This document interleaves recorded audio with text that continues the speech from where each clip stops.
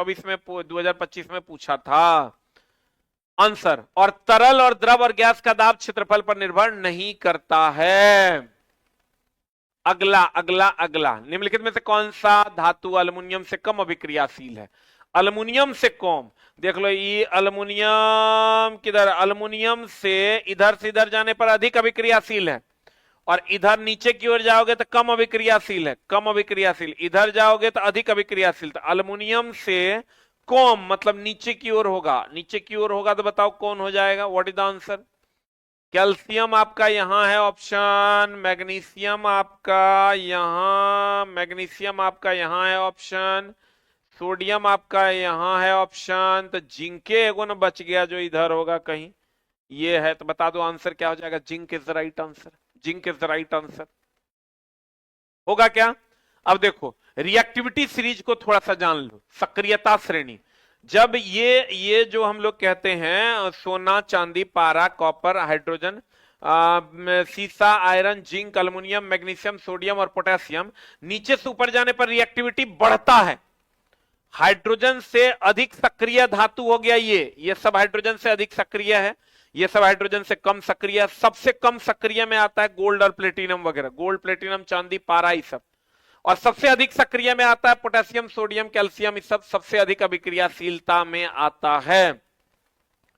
सक्रियता श्रेणी वह सूची है जिसमें धातुओं को उनकी क्रियाशीलता के अवरोही क्रम में या आरोही क्रम में सजाते हैं। इसमें सबसे अधिक अभिक्रियाशील धातु टॉप पर तथा सबसे कम बॉटम पे। सबसे अधिक जो होगा वो ऊपर रहेगा, ये अधिक अभिक्रियाशील, सबसे कम अभिक्रियाशील नीचे होगा। इधर जो होगा वो अधिक अभिक्रियाशील होगा, इधर वाला जो होगा वो कम अभिक्रियाशील होगा, कम अभिक्रियाशील होगा। अगला बताओ, कॉन्सेप्ट ऑफ द डे में आज हम लोग पढ़ेंगे दोस्त मेरे इसको, ये खूब इस बार पूछा है। क्या क्या है देख लो, इतना हम लोग अभी पढ़ने वाले हैं, ध्यान से समझना तो समझ में आएगा। देखो इसको हम लोग कैसे पढ़ते हैं दोस्त मेरे, इसको कैसे पढ़ते हैं ध्यान से समझना। गतिज ऊर्जा, गतिज ऊर्जा एकदम आराम से। संपीड्यता, संपीड्यता मतलब दबाने का गुण। विसरण मतलब डिफ्यूजन, विसरण, विसरण, विसरण। गतिज ऊर्जा, संपीड्यता, विसरण,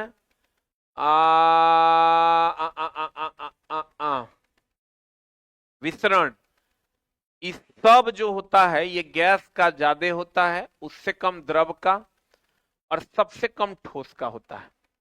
उसके बाद आ जाओ तुम घनत्व।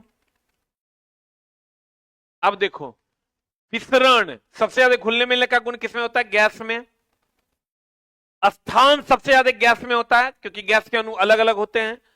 घनत्व, आकर्षण बल, स्वसंजक बल, सबसे ज्यादा ठोस से कम द्रव उससे कम गैस में होता है। सबसे ज्यादा घनियाइल कौन होता है? ठोस, उससे कम द्रव उससे कम गैस। सबसे ज्यादा आकर्षण बल ठोस में, सबसे ज्यादा स्वसंजक बल भी ठोस में। अब ध्यान से देखना,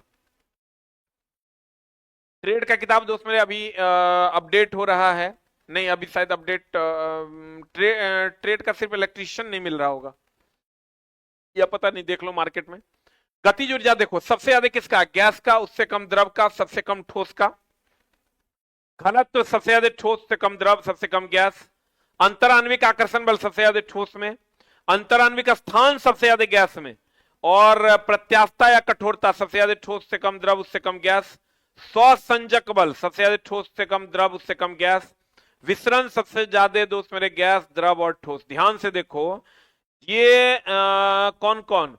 गतिज ऊर्जा, उसके बाद आ जाओ अंतराण्विक स्थान, उसके बाद आ जाओ विसरण और संपीड्यता। ये तीन गो जो है, ये तीन गो गौर से देखो, सबसे ज्यादा होता है गैस में, उससे कम होता है द्रव में, और सबसे कम होता है ठोस में। सबसे कम होता है किसमें? ठोस में। इस बार पूछा था बताओ, संपीड्यता जो होता है, कंप्रेसिबिलिटी, सबसे ज्यादा कंप्रेस किसको किया जाता है? गैस को, उससे कम द्रव को, सबसे कम ठोस को। अब आ जाओ इधर, इनमें से कौन आयनिक यौगिक का क्वथनांक सर्वाधिक है?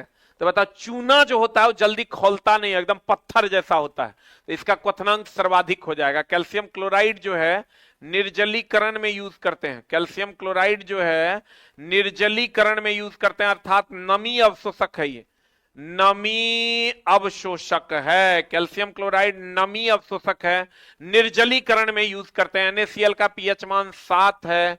यह उदासीन लवण है। यह कौन लवण है दोस्त मेरे? उदासीन लवण है। आज का फिर कॉन्सेप्ट ऑफ द डे में अगर आप जाइएगा तो इसको सीख लीजिए आप। क्वथनांक, गलनांक और हिमांक।